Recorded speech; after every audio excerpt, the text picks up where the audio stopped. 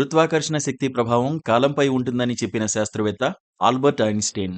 ఆయన ప్రచురించిన theory of relativity సిద్ధాంతం ఆధారంగా నిర్వహించిన ఓ అధ్యయనంలో ఆసక్తికర విషయం వెలుగులోకొచ్చింది.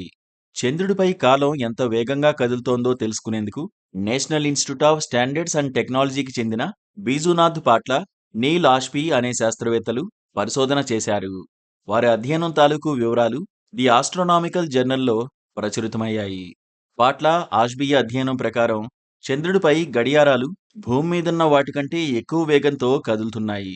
చంద్రుడి మీద గడియారం రోజుకు 56 మైక్రోసెకన్ల ఎక్కువ వేగంతో కదులుతోందని వారు గుర్తించారు. చంద్రుడు, భూమి గురుత్వాకర్షణ శక్తి మధ్య తేడాలే ఇందుకు కారణమని తెలిపారు.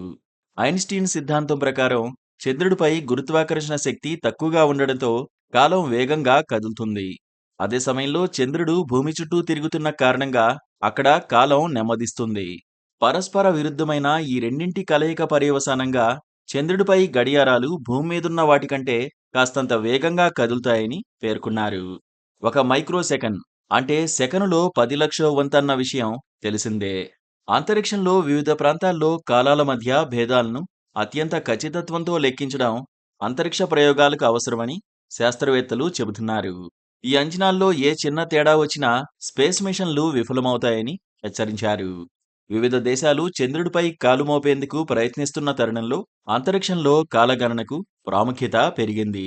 చంద్రుడిపైకి వెళ్లే ల్యాండర్లు, రోవర్లకు దిగాల్సిన ప్రాంతాలను ఖచ్చితంగా తెలియజేయాల్సుంటుంది. ఇందుకోసం కాలాన్ని ఎటువంటి తప్పులు లేకుండా కొలవాలి. సెకన్లో 100 కోట్ల వంతు మేర తేడా వచ్చినా అనర్థం జరిగే అవకాశాలు పెచ్చుమీరుతాయని నాసాకు చెందిన Goddard space centre engineer Sheryl Gramling తెలిపారు. భూమి, చంద్రుడి మధ్య గడియారాల్లో 56 సెకన్ల తేడా వల్ల నావిగేషన్లో ఏకంగా 17 కిలోమీటర్ల తేడా వచ్చే అవకాశముందని బీజూనాథ్ పాట్ల తెలిపారు. చంద్రుడి మీద ప్రామాణిక సమయాన్ని ఏర్పాటు చేసుకోవడం వల్ల రానున్న రోజుల్లో మార్స్ సహా ఇతర గ్రహాల మీద జరిపే పరిశోధనల్లోనూ ఇలాంటి విధానాన్ని ఆచరించవచ్చని యూరోపియన్ స్పేస్ ఏజెన్సీ భావిస్తోంది. దీనివల్ల చంద్రుడి ఉపరితలం మీద పనిచేసే వ్యోమగాములకు ఇది ప్రాక్టికల్గా ఉంటుందని, చంద్రుడి మీద ఎదురయ్యే సవాళ్లను ఎదుర్కోవడానికి ఉపకరిస్తుందని అభిప్రాయపడింది. చంద్రుడి మీద ఒకరోజు భూమి మీద సుమారు 28 రోజులకు సమానం.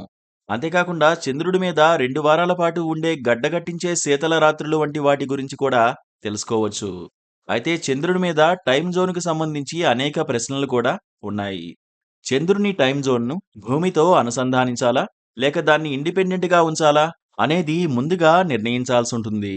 ఇక 50 ఏళ్లలో తొలిసారిగా చంద్రుడి మీదకు మనిషిని తీసుకెళ్లే మిషన్ను 2025లో ప్రయోగించడానికి నాసా షెడ్యూల్ రూపొందించింది. ఆర్టిమిస్ మిషన్తో అమెరికా నుంచి మొదటిసారి మహిళను చంద్రుడి మీదకు పంపనున్నారు.